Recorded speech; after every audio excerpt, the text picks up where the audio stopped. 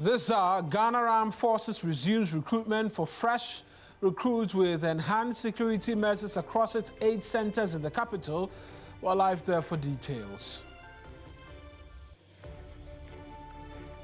Also, Institute of Economic Research and Public Policy take on the Bank of Ghana over claims of artificial stabilization of the city as a task government to focus on economic stability. A lot later, Special Operations Team of the IGP cracked down on illicit drug peddlers and suspected armed robbery gangs in Tamale and its adjoining communities.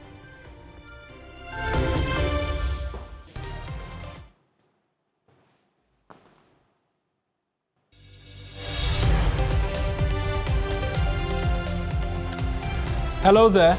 Glad that you could be a part of this afternoon's bulletin. I am Mawuena Egbeta. The details shortly.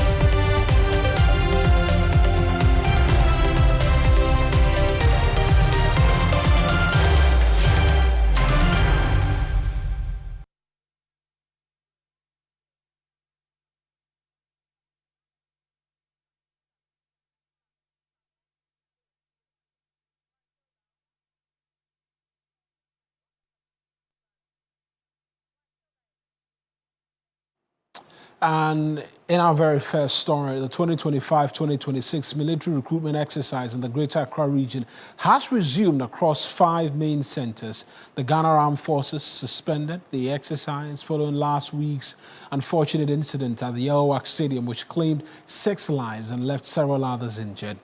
To prevent a recurrence, the Ghana Armed Forces has overhauled the screening process, splitting applicants into smaller groups and spreading the exercise across multiple centers. My colleague Armstrong Gold-Alogbe reports that the exercise got off to a smooth start with no major incidents recorded so far. Some applicants were seen reporting as early as 4 a.m. and we'll get you a status update report he sent to us. But first, we know that the Defense and Interior Committee of Parliament as well has been visiting a number of these centers. The chair of the committee, James Agalga, has been speaking. Let's take a listen to exactly what it is he's been saying. And to see for ourselves. Fortunately, what we have seen is very satisfactory. I mean, it's impressive. We've seen that, yes, they have now formed quite a number of centers, teams, to simultaneously assess the eligibility of the applicants who are interested in joining the armed forces. We've also seen for ourselves that, look, the doctors are at work, the teams that are responsible for documentation are also at work, and these things are happening simultaneously. And so from here, we are going to go to some other centers and see whether what we have seen at the LWAC Stadium has been replicated over there. I am very convinced, because we've been briefed by the CDS that that is what they have done across all the screening centers. So I'd like to use this opportunity to commend the CDS for the visionary leadership he has brought to bear, even in the face of the disaster that happened. Well, that's the chair of the Defense and Interior Committee of Parliament, James Agalga. Here's a status report my colleague Armstrong Gold sent through before we connect with him right now for a bit more in terms of details.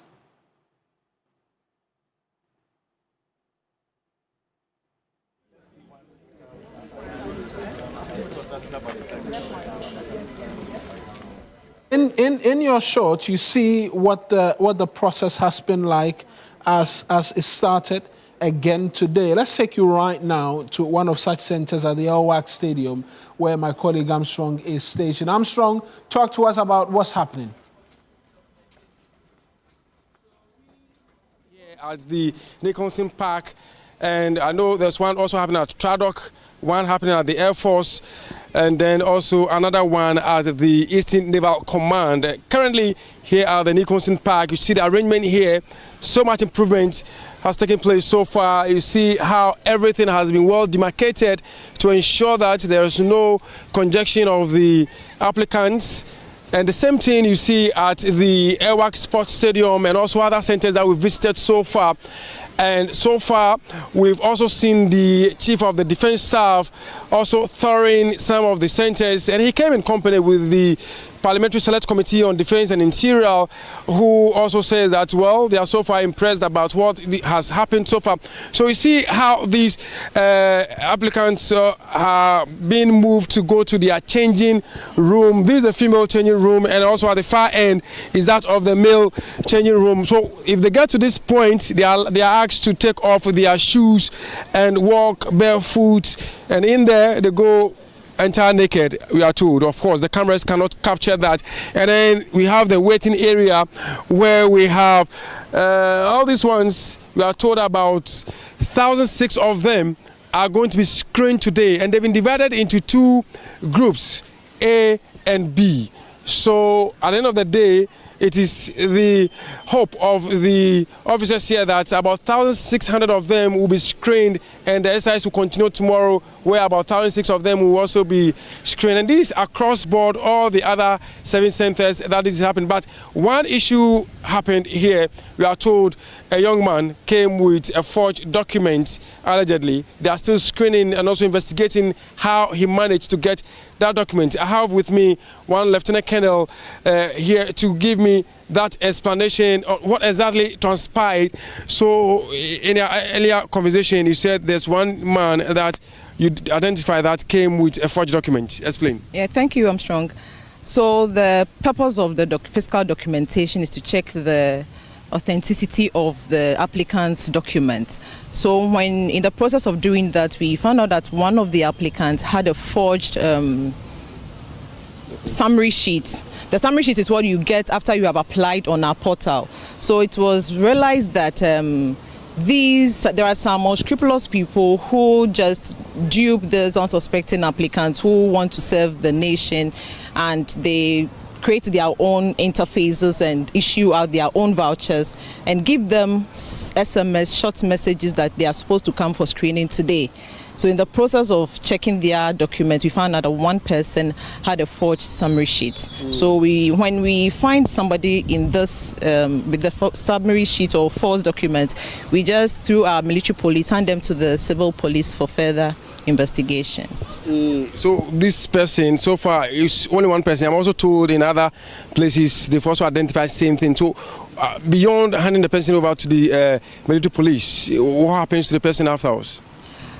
Well, our duty, we do the arrest here, then we hand them over to the civil police to do their further investigation. So we just follow up to know where to get to the root of the problem and who is the main culprit behind this forged documents. What time did you start with your screening process today?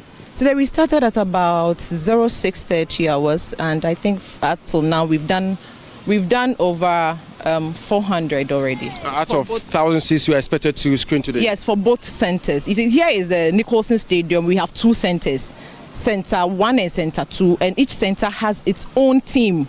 So different teams managing the centers. So each team have done a little over 300. So if you put together, we've done a little over 600 thereabouts. But you're hopeful by the close of the day you'll be able to do the 1,600 you've estimated? We are doing till the last person. Yes. So that is Lieutenant Colonel Anani speaking to us, giving us some explanation on what transpired here earlier.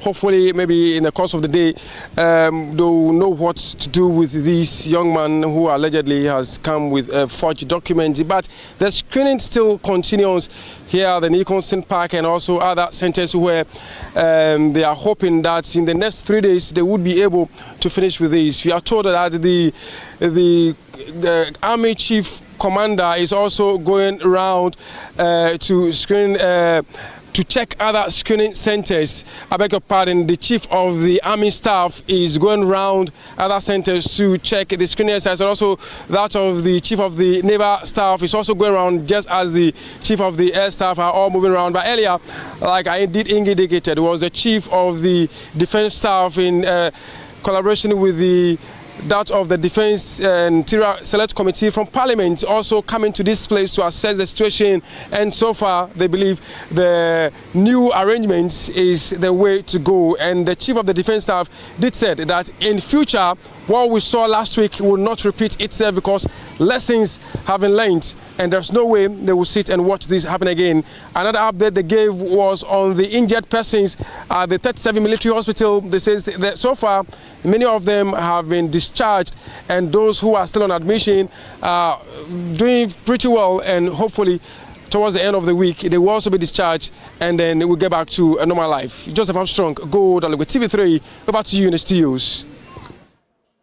And Armstrong with the details from the respective centers from which this recruitment exercise has resumed. We'll move away from there and take you up north into Tamale, related to security operations, this time having to do with the IGP's security task force, because they've launched a major crackdown on illicit drug peddlers and suspected armed robbery gangs in Tamale and surrounding communities. The operation follows a petition from educators in the area who raised concerns about growing insecurity in the region. Half of the IGP Special Operations Team, initially deployed to restore calm in Bole after clashes between two ethnic groups, has now advanced operations into the northern region. This follows a petition by lecturers of the University of Development Studies to the IGP over rising insecurity driven by armed robbery activities and widespread illicit drug trade and use. Led by ASP Bawa Abdul Jalil, the 50-member team reported to their new duty point, where they were received by the Northern Regional Minister and the Tamale Metropolitan Chief Executive. The team received a detailed briefing before embarking on their maiden operations in the metropolis. We support the region in fighting the increasing rate of armed robbery, violent attacks, and the abuse of drugs in the jurisdiction that is influencing the commission of crime. I entreat all of you to execute your duties with the high level of professionalism. The Northern Regional Police Commander, DCOP Wisdom Lavo, underscored the urgency of the deployment, stressing that the presence of the Special Operations Team is crucial to curbing rising insecurity, especially the illegal sale of firearms. There's robbery, there is demonstrations, there is break-in, attacks, a lot of things. So I'll tell IG that we maintain you here. Before the raids, the team conducted a 2-week reconnaissance exercise to properly map out target zones. Their operations focused on illicit drug dens and hotspots identified for criminal activities. At Ndohini, a suburb of Tamale, a special exercise was carried out at popular eateries and drinking spots, leading to the arrest of several individuals. A search on them uncovered various narcotic substances. The shop was subsequently shut down, and the owner, along with patrons, was bundled into a waiting Black Maria. Some attempted to resist arrest.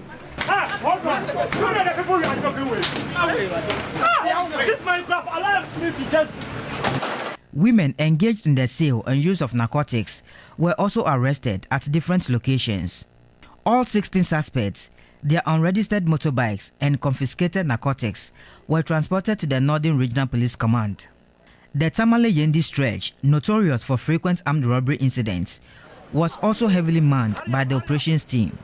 The team is expected to extend its operations to other districts in the region to protect lives and property while reducing insecurity in the region. Now, from hunters holding on to old and registered rifles to young men in traditional setting who use weapons they inherited during celebrations, thousands of Ghanaians live with guns they unlawfully own. A 6-week amnesty, as announced by the Interior Minister, is now offering them a way out in a bid to curb rising gun violence and to tighten control over small arms. Nura Mohammed has more in this report.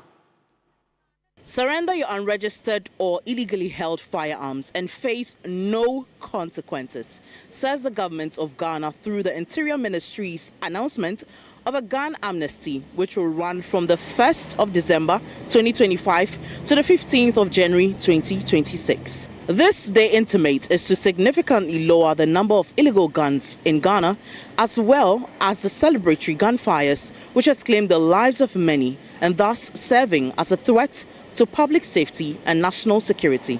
Every illicit firearm in circulation is a silent threat. It may lie hidden in a cupboard, under a bed, or buried in the bush, but at any moment, it can destroy life and families forever. We cannot continue to bury our loved ones while the tool of violence remain unchecked. Albeit there has been a gun amnesty in the past, it was done a long time ago and spanned for only 2 weeks, as compared to this new 6-week amnesty. Richard Kumado, a security analyst, shares his viewpoint on this gun amnesty. It's a non-knowledge that the use of guns in our society has become a major issue for government, particularly the large numbers it comes with when it comes to public safety breaches. We are talking about 600 armed robbery cases. Then we are talking about 400 victims, all in the hands of illegitimate people who have guns at their disposal. The aspect that says that voluntarily bring your arms and you have an amnesty, you will not be charged, you will not be prosecuted. It is something they will need to educate the general public on properly. Now, this is a bold move to tackle the dangerous proliferation of illegal firearms. And by offering a risk-free window for surrender, the government hopes to remove a significant number of illicit guns from circulation. However, its success is not necessarily guaranteed, and it hinges on public willingness and trust, effective enforcement, and follow-up reforms. And if it's well done, it could mark a serious step forward in strengthening gun control and improving our national security. Nura Mohammed for TV3 News, Accra. I move away from security-related matters right now and talk the economy, because ranking member on the Economy and Development Committee, Kojo Nkrumah, has observed that the political class has failed to pay attention to structural weaknesses in the economy, despite what he's described as temporary gains successive governments have chalked. Contributing to the debate on the 2026 budget, he urged the NDC lawmakers to stop dancing over initiatives announced in the fiscal policy and focus on real issues. Some first-time MPs took center stage yesterday on the floor to interrogate the budget statement. Mr. Speaker, if you don't pay attention to the details, on face value, you will go away thinking that the core issues of the Ghanaian economy have changed. But I say to you, Mr. Speaker, in all humility, that if my colleagues on the other side will stop dancing like they were doing in the chamber and go into the fiscal tables, they will stop and realize that there's a lot of work that needs to be done. When we are drawing their attention to the fact that their revenue strategy is not performing, they can dance and sing as much as they want in the chamber. The results out there will show them. I'm not surprised that you went into the examination in December 2024 and your best score was 87 out of 276. You see, we have been reduced to one corner. In this one corner, a minority you are enjoying. We would not want to be like you. We would not want to be like you. And so we are treading cautiously. Whilst the government is in this house praising itself, investors out there are saying something different. Mr. Speaker, single-digit inflation is good. Under President Nana Addo Dankwa Akufo-Addo, we achieved single-digit in 2018, single-digit in 2019, 2 years running, Mr. Speaker. And this will be one of the longest period of single-digit inflation in the history of Ghana. Because I'm a bachelor, I went to the market. I was able to buy what they were talking about, Mr. Speaker. Last year, this rice, which is Abena rice, was sold at 164 Ghana cedis. Just last year, Christmas, 164 Ghana cedis. This fried tour, Mr. Speaker, was sold at 60 Ghana cedis. Yesterday, just yesterday, Mr. Speaker, I bought this for 99 Ghana cedis. And I bought this oil, Mr. Speaker, for 39 Ghana cedis. This is evidence of the economy that we have transformed. And we'll return to subject matters in relation to the economy if you stay with us in this bulletin. But he wanted to kill me. These are the words of 32-year-old domestic violence victim whose assault video has gone viral on social media. She says her estranged husband, in a previous encounter, allegedly put grinded pepper in her private parts. Despite police reports and desperate pleas, Harriet Amuzu says state agencies failed to intervene, leaving her abandoned. Now, she is deciding to reveal her identity and tell her story to empower other victims to take a stand and speak out against domestic violence. Portia Gabo reports.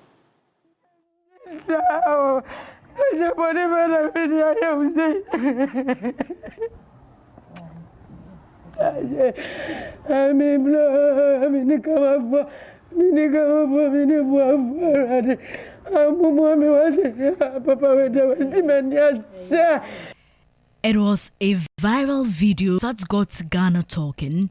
A video of a man physically assaulting his wife to the pulp while naked.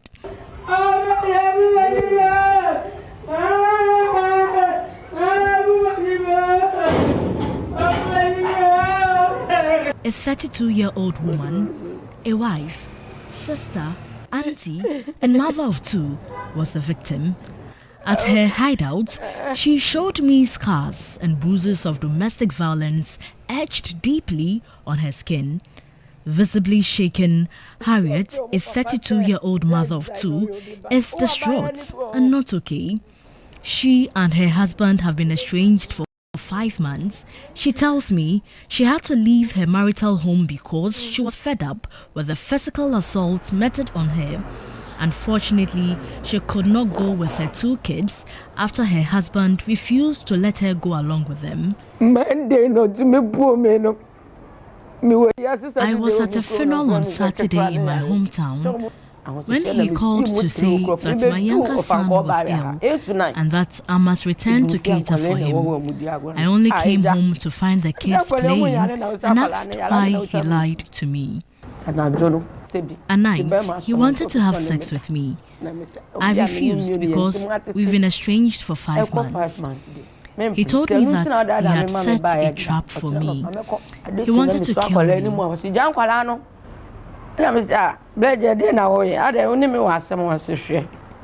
Trap na me settle.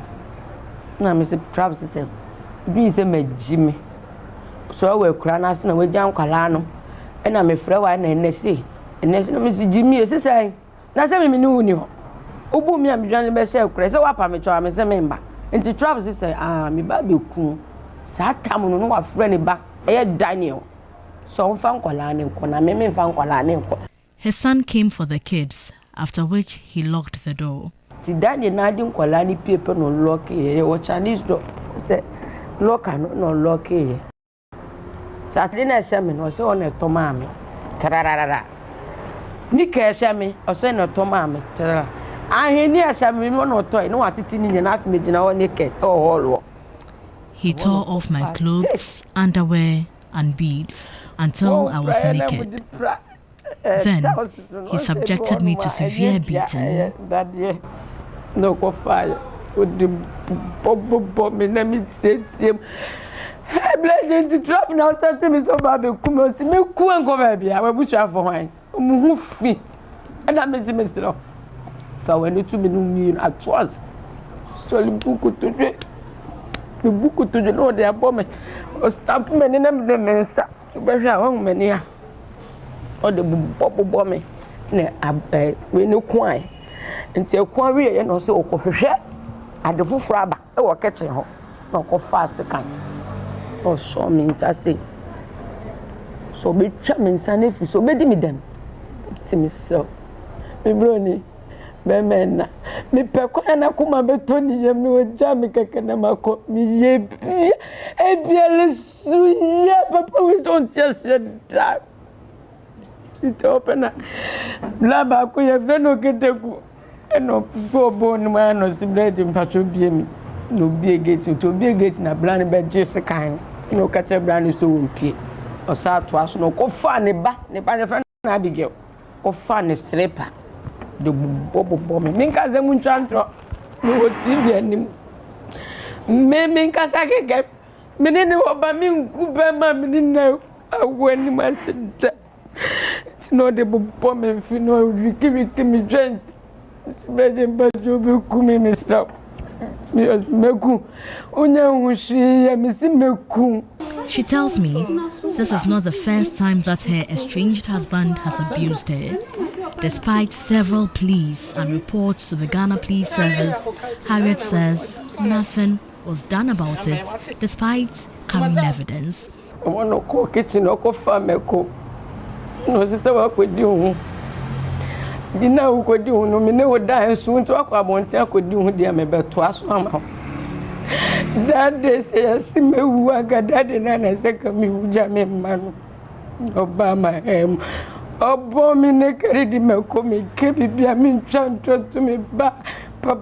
he accused me of cheating when I only went out to buy food.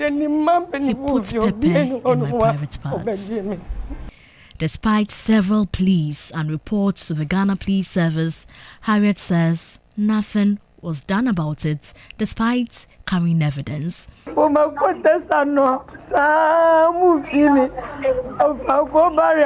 station,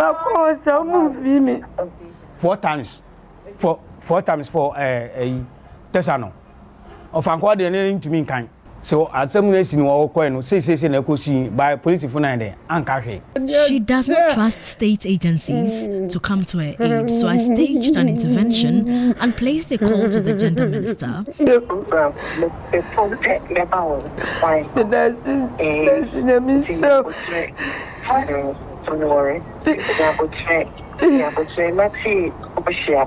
I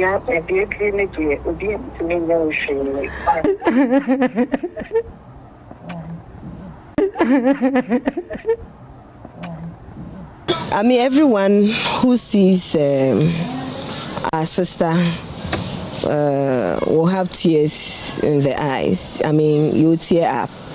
But we thank God for her life. We are getting her to safety, and then the children as well. And so once they are safe, we'll look at the next step forward. But by all means, it's our collective responsibility to protect life. And so we'll ensure that she's okay. Meanwhile, the Ghana Police Service has arrested the suspect, John Odate Lamte. Following his arrest, 2 of his siblings who attempted to attack a female tenant they suspected of recording the incident and circulating the video were also arrested, and the tenant was rescued to ensure her safety. Harriet hopes revealing her identity and telling her story will help another woman. If you're a victim of domestic violence, these are the toll-free numbers you should call. 0800 800 800 0800 900 900 and then 0800 111 222. When you call these numbers, it's free of charge and you will get help. Portia Gabo, TV3 News. And there's a bit more you can look forward to on this particular story as efforts continue by the gender ministry to have the children as well taken away from the man and his family. And we'll bring that to you if you stay with us here on TV3. We followed on this story, we'll stay on it. But we're going for our very first break. When we return, some criticism for the Bank of Ghana by the Institute of Economic Research and Public Policy. We'll get into what it is they've had to say in relation to the 2026 budget right after this break. Please stay with us.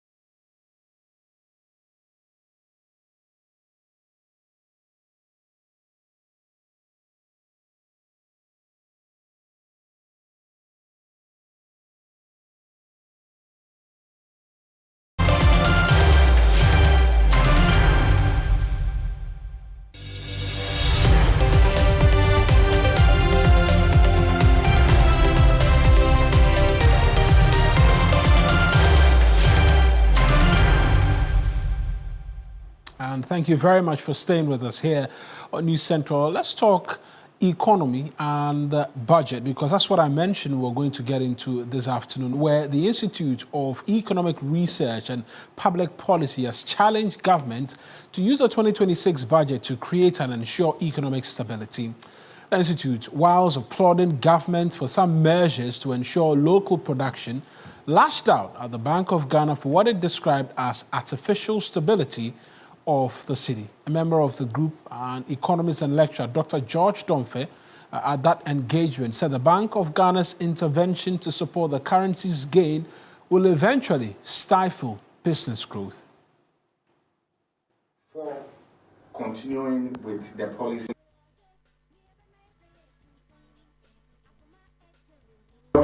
When I talk about local production, the rice that we are eating, where are we getting them from? Thailand, with dollars, isn't it? Toothpick. We use dollars to go abroad and what import what? Toothpick, right?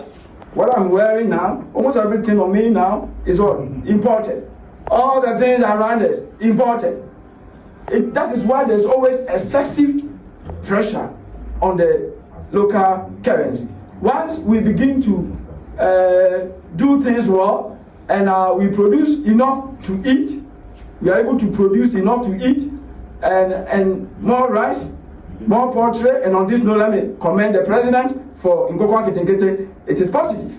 You know, if I like anything that will bring more food, bring more meat, you know, to cut down what we would have imported. And so if Ghana, we are able to produce more cars, as Nekufado also brought 6 car assembly plants. If we are able to produce more cars in Ghana, we are able to produce quality, suits like what I'm wearing. You know, we are able to do so many of these things here. People may no longer chase dollars as much as they are doing today to go and what? Import. And that is the major reason why CD will become what? Stronger. And once CD becomes stronger through that process, what are you doing? You are creating jobs for your people. Okay? You are creating jobs for your people, because anytime you want to produce, you must definitely employ what? Engage what? Hands. Today. And I have said this almost everywhere that I go, that after teaching over the last 15 years at the tertiary level, and the last 30 years, all my life, I've been teaching. There are many I have taught at the university levels over 10 years, and they are still roaming about without work.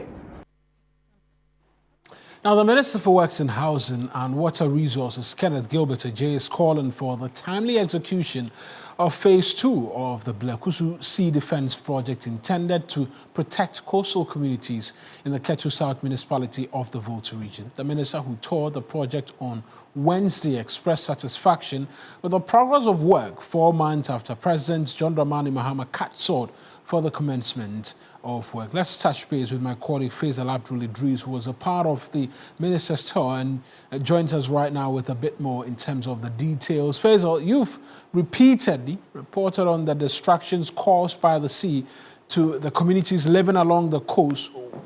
Let's take your impression as well on the progress of work thus far.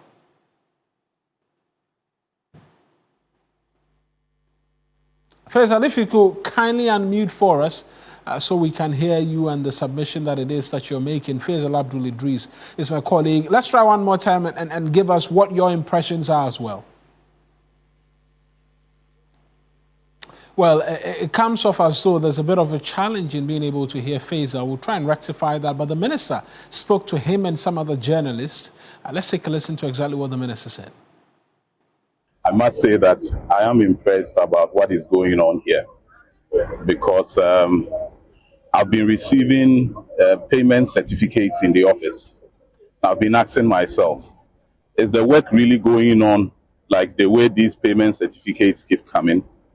And I decided that today I'll pay a visit to ensure that whatever payment certificate that comes to my office to be signed, the actual work has been done. And truly, I've come to see that the work is really going on. The whole construction is supposed to be about 37 groins with about 220 meters interval. for this 8-kilometer stretch. So if within this short period, they've been able to start working on 6 drawings and looking at the work that is going on here, looking at the machinery, looking at the quarry, looking at the staff here, I think they are on track. They are even ahead of time.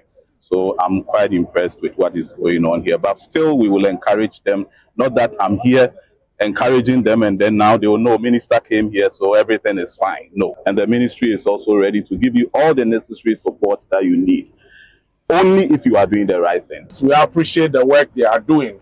There are some auxiliary facilities that comes with this whole project.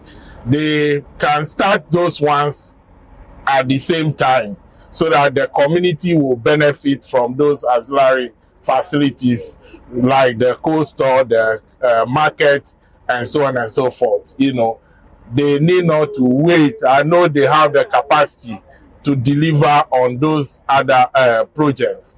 And I also urge the community to cooperate with the contractors. They shouldn't bring any impediment on the way of the contractors.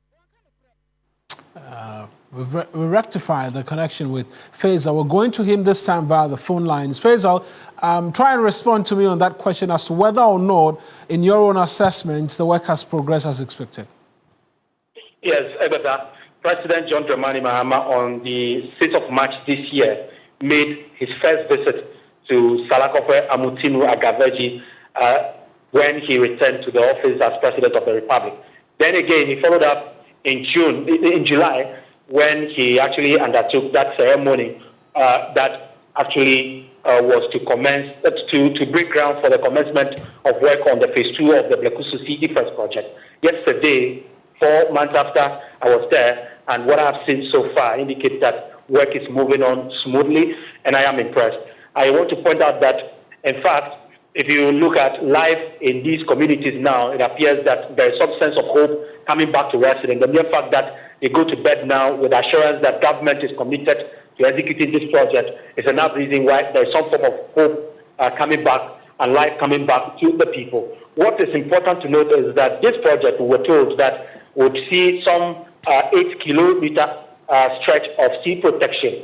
We are expecting that at the end of the day, once this project is completed, the communities, including Salakope, Amutinu, Agaveji, all the way to Adina, are protected from this destruction. It is also intended to bring back economic life. And so when President John Dramani Mahama did the groundbreaking in July, he indicated that there was going to be the building of some fish market, a fish processing center, among other livelihood support facilities.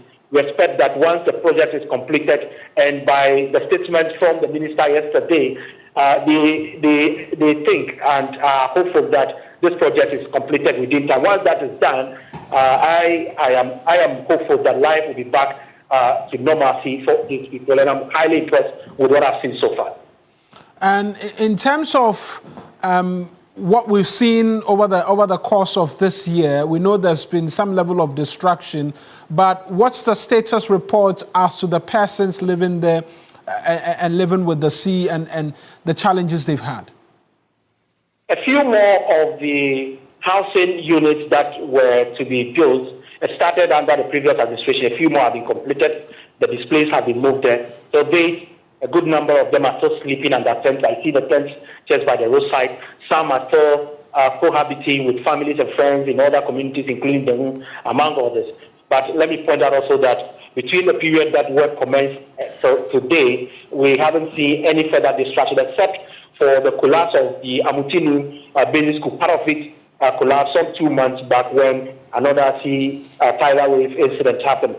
Apart from that, we haven't seen any further distraction since. And so, like I indicated earlier, there's some sense of hope, some sense of renewed life for the people. And so, for those who have been displaced over time, they are still,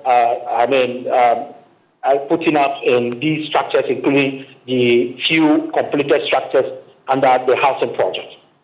Faisal, thank you very much for those details. That's my colleague Faisal Abdul Idris speaking to us. And we'll move from the Volta region to the northern parts of the country, and not just really the north, but to Pru East specifically, because a district there is set to receive some major educational infrastructure facelift as a means to improve education in the area. This follows reports of at least 300 teaching vacancies due to lack of teacher accommodation and dilapidated educational structures, which is severely impacting teaching and learning. My colleague Belinda Tete is joining us with a bit more in terms of the details. Belinda, talk to us as to what sort of infrastructural improvement we're expecting to be seeing in the coming days. Right. So the Pru East, which is part of the Far East, is experiencing some sort of infrastructural deficit in the education sector, which is affecting teaching and learning. And more so is the fact that the communities that are far to reach, or the island communities, because of how the communities are, teachers do not get accommodation in this area. And so when they come, they would have to get accommodation in the town area and then always cross the rivers to the far-to-reach communities where the schools are situated to teach day in, day out. This actually poses a lot of stress on the teachers, and also most of them decide to leave. If they get posting, once they realize that this is the situation, they just go and do not come back.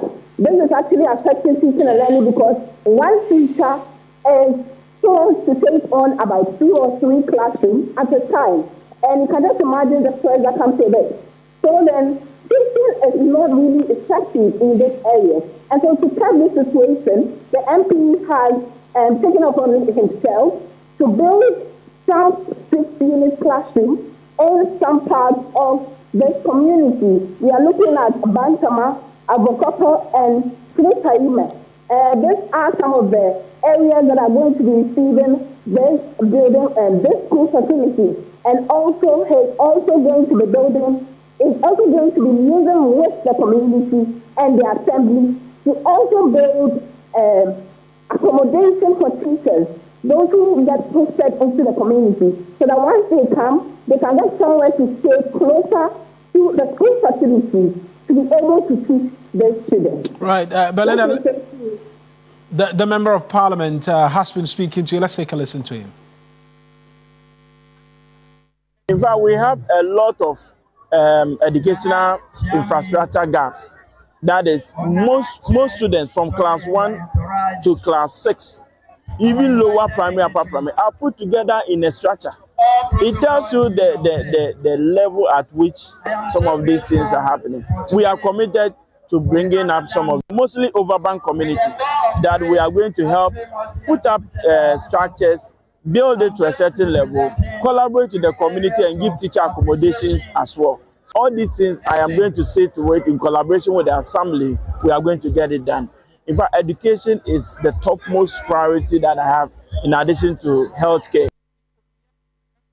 And a big thank you as well to Belinda for that report. Now, in a concerted effort to enhance the nation's cocoa industry, government has allocated 5.8 billion cedis to support local cocoa farmers, aiming to boost the nation's struggling cocoa industry. However, the sector faces severe challenges, including a projected loss of approximately $1.1 billion due to cocoa smuggling between the 2022 and 2025 crop seasons. This illicit trade threatens the economic stability of local farmers and the cocoa sector's overall profitability, underscoring the need for urgent and strategic interventions to protect this vital industry and its stakeholders. Here's a report by my colleague Claude Kumiewisa. These alarming figures, the Ghana Cocoa Board, known as Cocoa Board, has engaged the Regional Security Committee, traditional leaders, and various district security committees in the Bono region to collaboratively address the issue of cocoa smuggling for the sustenance and growth of the cocoa industry. We have had challenges of smuggling of cocoa across the borders, especially in this part of the country. the Cote d'Ivoire border, where they do a lot of smuggling of our cocoa. And it is having effect on us because the government invests a whole lot of money. This year alone, about 5.8 billion Ghana cedis is going to be invested in procurement of pesticide, fertilizer, fungicide, spray machines and others to support the cocoa farmers. After all this investment, the expectation is that the cocoa will be sold back to cocoa board for the nation to derive benefit from it. If you allow such cocoa to be transported beyond the borders of the country to Cote d'Ivoire, then you are depriving the country and the taxpayers' money is being whittled away. The board chairman of Cocoa Board, Samuel Ofosu Ampofo, has vowed to ensure that Ghana's cocoa legacy is retained. We are reviewing the PNDC Law 81 of 1985. We believe that it outlives its usefulness. And we have now placed a bill before Parliament for a new cocoa law to be established. And so under that law, the cocoa tree is going to be a protected tree.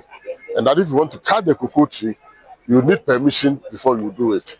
And if we are able to do that, we'll be able to protect the cocoa tree and be able to sustain the cocoa industry and protect the legacy that cocoa has given to Ghana. During the last crop season in 2024, the National Anti-Cocoa Smuggling Task Force successfully intercepted 32,000 bags of smuggled cocoa that were en route to neighboring Cote d'Ivoire and Togo.